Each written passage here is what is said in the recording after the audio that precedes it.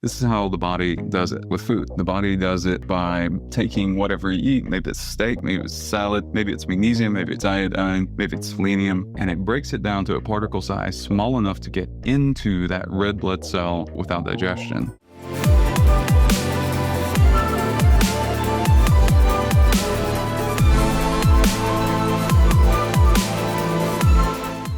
I want you to discuss the mechanism or like why upgraded formulas, magnesium meant that I didn't have to IV anymore. Yeah, I'd be happy to. So one thing that I started to think about was, how does the body do it? And what I mean is, how does the body digest and absorb these elements? And I pretty quickly landed on, well, most things are delivery failure. And so if we get that right, then things succeed. And this is true like in the world in the macro level, but certainly in a nutrient delivery system. And so that is red blood cells.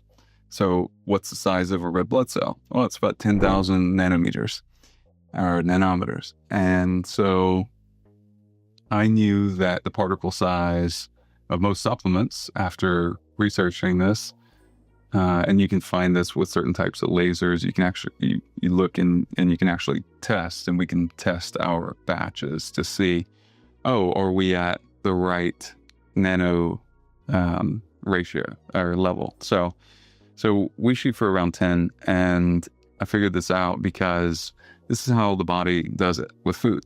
The body does it by taking whatever you eat. Maybe it's steak, maybe it's salad, maybe it's magnesium, maybe it's iodine, maybe it's selenium, and it breaks it down to a particle size small enough to get into that red blood cell, quote unquote, without digestion, is what we do, right? And so if there's 100 steps in the digestive process, at step 100, it does what? It goes into the bloodstream. And so looking at that and deconstructing that and walking it backwards was the way to find this solution. And so then it's about making it stable. And so that has a long shelf life of 3 years or so, or more, really. And so that's the way. So really 3 sizes. People are watching this on video. It's like you have your red blood cell, and then you have normal supplements that, unless they're broken down, they're starting off at 50 to 80,000. So 5 to 8 times larger than that red blood cell. And then you have something that would be smaller than the head of a pin if I was holding a pin. And so that's going in. So you have something that's 1,000 times smaller. And then that allows for this boom absorption. And then you have something called last sciencey thing I'll say is electron driving force. So how do elements behave in their natural state? Well, there's a driving force that happens. So there's a sort of, think of it as a magnetic pull into the cell. So again, what I hear on all that is the cell is this big, but the magnesium particle is generally that big. And what you've done is you've broken it down so it's smaller, so you can get more into the cell more easily. Totally. And just to say something to this, because this is a huge unlearning moment or relearning moment for anyone out there, because since about 2010, we've been taught and regurgitated by, nutritionists, doctors, well-meaning people that were doing the best that they could. But that is a lot like taking, a car when you could take a jet. When you're talking, and what I'm talking about is, well, take this form of, they'll say, like, take this form of magnesium for sleep, and this form for muscles, and this form for the brain. Only this one crosses the blood-brain barrier. And my question to that is that how the body does it with food?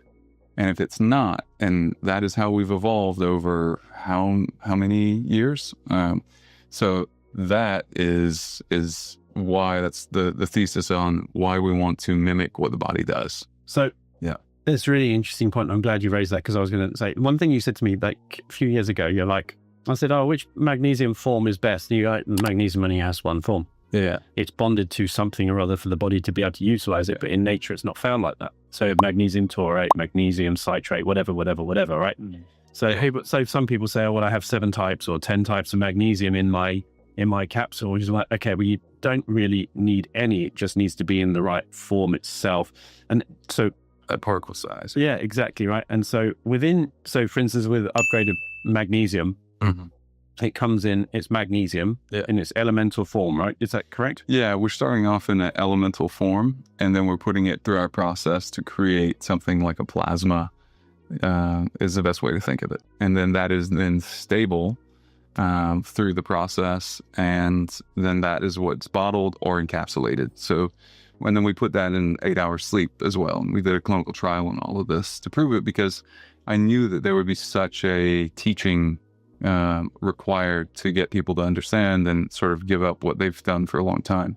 Because habits are hard to break, especially ones that you rely on that get you some amount of benefit, like taking glycinate for sleep. It's like, well, look, that's not, that is, one, it's a chemist playing around with end products in a lab versus a chemical engineer that has understanding of nanotechnology and going, you know, we need a better system to create a better output. So basically, what I hear on this is it bypasses digestion and basically goes pretty much straight into the bloodstream instead of having to digest it like you do when it's bonded to something like taurate or taurine. So totally, yeah. And what's amazing in terms of proof, I mean, you know, your IV example was proof of that. Whenever I am on a flight, I'll often have little minor foot cramps that wake me up on long, you know, transatlantic flights. I will put a couple droppers of the upgraded magnesium liquid, or I'll take a couple of the capsules. If I'm doing the droppers, the cramp will be gone by the time I put my eye mask back on. I'm talking like 2 to 3 minutes. The cramp is gone. And this works for women with PMS. This works with people with headaches, largely, depending on the type of headache. It can really help. Obviously, it's hydration also. They need water too. They need, maybe potassium also is going to help. But the biggest driver I've seen, and I've tested personally, and we've been doing this for years now. I've had the company for a decade this March. So yeah, we've seen a lot of before and afters at this point. Yeah. And one thing that I really like is the test. So it starts with the test for me. So it's like, actually, when we talked about the brand, and I'm like, dude, like, more people need to know about this. It's like, it's not just, hey, we're going to sell you supplements. We're going to sell you supplements, you know, just have to take it on blind faith that they work. Right. It's like, get your test done, get your hair mineral analysis done, look at what your deficiencies actually are, and then buy just what you need. And then you have the rundown and a bottle of each different of the minerals. For instance, I use the zinc, and especially since I upped my testosterone levels, and I'm playing with TRT at the moment, you know, you get spots and things, and adding in the zinc gets rid of those spots. Or my sleep is screwed, more magnesium. Or if I start peeing more frequently, more potassium. So, and obviously I have these actually on the counter at home. Also boron for sex binding globulin, reducing that sex binding globulin. We make a boron that I'm not sure if you tried it at this point, but it's really nice. It's a high dose, and just like our iodine's high dose. And then we put together a total testosterone pack that the one non-mineral product that greatly enhances testosterone for people. We've seen huge results. We did a clinical trial on that one as well. That one greatly improves testosterone endothelial function, so it's going to help heart and all sorts of things.